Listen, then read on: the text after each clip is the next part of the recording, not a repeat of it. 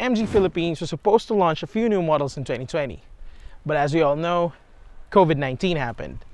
Those plans were supposed to push through in 2021. But luck just wasn't on MG's side.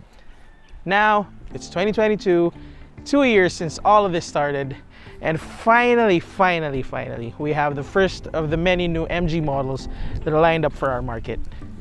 Today, we have with us today for a quick preview, the brand new MG HS.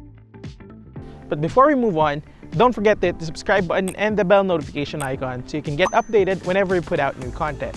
Now, let's move on to the car, shall we? Now, the HS doesn't look exactly new. It looks a lot like the ZS. As you can see, it's got a wide grille. This is what MG calls the Stardust design grille. It's got a dotted pattern and it's outlined by a chrome trim. It's got similar headlights, which come closer. It's got these 1, 2, 3, 4, 5, 6, 7, 8, 9 crystal lighting units. Take note of those because we'll see more of them out back. Underneath all these, you get black and gray plastics and more chrome trim on the fog lights. Now, let's move on to the sides. You'll see more of the chrome trim and the black plastics outlining these large windows. And underneath, you get more of the black plastics with a touch of chrome. Now, let's check out the rear. Here, it's got a very nice and simple design, and it looks a lot like the other MGs. Now, if we also take a closer look here, you'll see these crystal lighting units up front.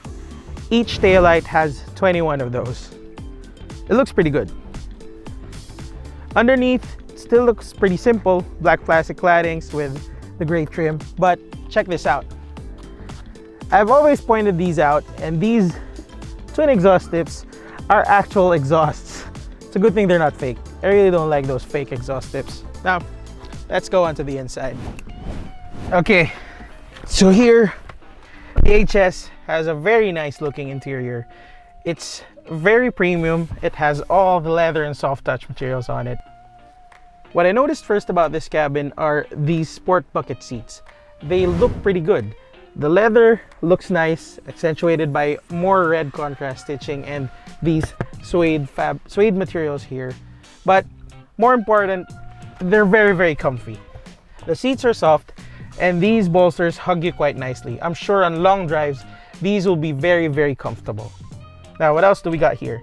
We have more leather on the side panels, on the steering wheel, and on the center console. This looks fine to me. This is just flat plastic. It just looks like it has texture, but it doesn't. But what I really don't like about it is you have nowhere to put your phone in. It's like in the RX-5. Your phone, your wallet. If you do have a slot here beside the cup holders, but that's about it. We have steering wheel mounted controls for the volume and the 12.3-inch digital instrument cluster. The cruise control you'll find here underneath. There's a super sport button here, which we'll try out later, and we have paddle shifters behind them. One thing I noticed right now, the shifter has an engraved MG logo to it. Looks pretty good. Now, let's move on to the tech. Surprisingly, this takes quite a while to boot. You press it again to turn on the digital instrument cluster. There's a nice animation, but it does take some time to load. Here you've got a large 10-inch infotainment system that thankfully has Apple CarPlay and Android Auto. Other MG models only have Apple CarPlay. It's a nice display. I like it. It's clear, it's big. But what I don't like about it is that the AC controls are integrated here. They put some of the AC controls here, and they decided to put the fan speed and the temp controls here. They should have just put it down here as buttons. It'll be easier to operate, especially if they're the one driving. But I don't know, that's just how it is these days. Touchscreen controls are in, they're the thing. Now, before we move on to the back, check this out. The MG HS also has a very large Stardust panoramic sunroof. I'm not really sure if this is something everybody will like, but it's quite a nice bonus. Now, let's check out the back. Okay. Ow. Okay. Okay, I did hit my head there, but this second row is still very roomy. I'm about 5'5" and I've got a lot of leg room to work around with here. And there's also decent headroom. You can slouch, you can even cross your legs. The seats are also comfy too. They're similar to the ones up front. They're leather with a touch of suede and red contrast stitching. And it's got a very large armrest in the middle with 2 cup holders and oh, it's got a nice compartment in the middle. I really didn't know about that one. It's a nice touch. It would be nice sitting here on long drives, I guess. It's a pretty nice cabin, really. Let's check out the back. So out back, we're going to find one of my favorite features. This one. It's the power liftgate. This is something that other MG models don't have yet. And here you've got a very, very large trunk. You got a lot of space, bags, camera equipment, bottles, everything. And you also have this cover, which I believe comes as standard. If you're going to load something a bit tall, you can take this out easily. And I guess that's it. Let's get to driving. This engine is mated to a 7-speed dual clutch transmission, which MG calls twin clutch sport transmission, if I'm not mistaken.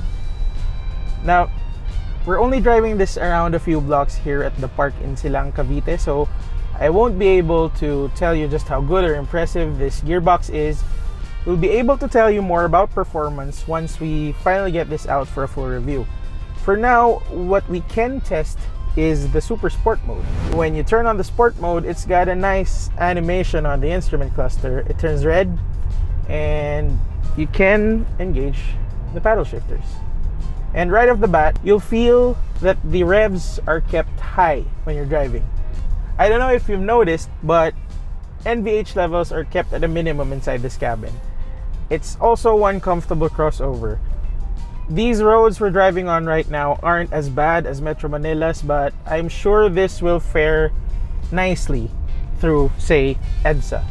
Other features that are available in the HS are the electronic parking brake with auto hold function, which I'm sure will come in handy through heavy traffic, and blind spot monitoring, which is always a good bonus when you have added safety features. This one also comes, as I mentioned earlier, with cruise control, but we won't be able to try that one out yet. There are 2 variants in the HS lineup, and both are available with the same mechanical setup, but as of recording, we still don't have the prices yet. Once we do get this out, we'll have the prices then, so we'll put them down here. All I can say right now, after a quick drive, is that the HS is one very impressive crossover. If MG Philippines does get the pricing right for this one, it may have another big hit on their hands.